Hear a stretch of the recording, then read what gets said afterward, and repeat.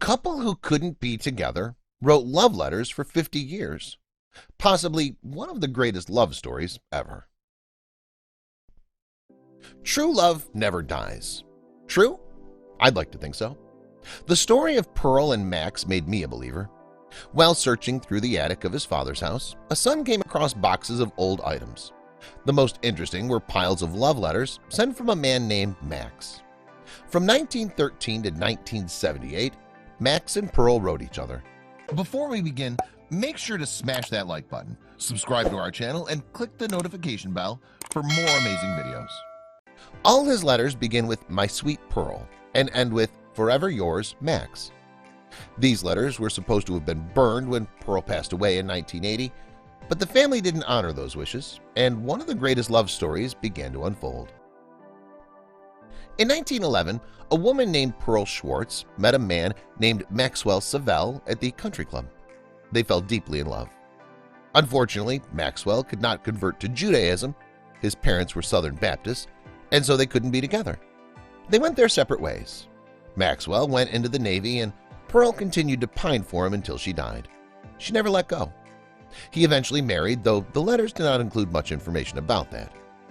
There were hundreds upon hundreds of letters, all filled with the emotional writings of a man who never stopped loving a woman, even though they couldn't be together.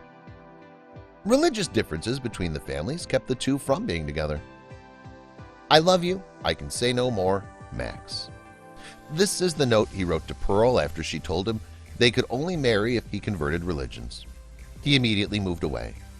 The next letters are in postmarked envelopes. Monday evening. I understand. I have understood from the beginning. I only lacked your confirmation of my belief. I cannot come to the club anymore. I am weak and cannot make myself undergo the torture that would mean for me. And why? Because I love you. I could not bear to be near you and see you and feel that you… The rest of the letter's lost.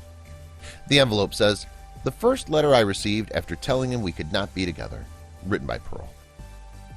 This is Maxwell H. Savell. After leaving Mobile, he joined the Navy.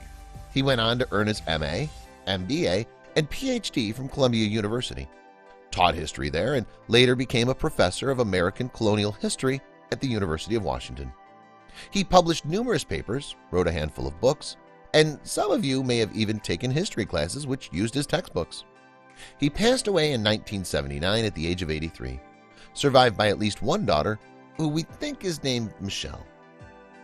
They continue to write each other for the rest of their lives. The only letters found were from Max. The family hopes to find Pearl's letters so they can get the whole story. Letters were delivered to Pearl from Africa, Spain, Chile, Canada, Washington, Rhode Island, and France. No matter where the war took him, no matter where he was, he always wrote. It's clear from the content of the letters that these are replies, and they continued their correspondence for over 65 years. Little information was found on Pearl. She apparently led a quiet life until the 60s, when she went on vacation in Indiana. There she met a man named Al, who apparently thought the world of her. Her friends convinced her that marrying Al was a brilliant idea. She went home at the end of her vacation and weeks later received a phone call telling her that Al had passed away. She passed away in 1980, 3 months after hearing of Max's death.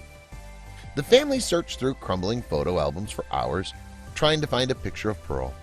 This was the only one they found. This is a photo of Max sent to Pearl in 1964. This photo matches the photo used on the UW website for the Max Savell Endowment Library Fund, which is how the family discovered who the mysterious Max was. Most of the letters are illegible, so we didn't have much of an idea about who Max was. What a beautiful love story. I think they should find the letters that Pearl wrote and make it into a movie.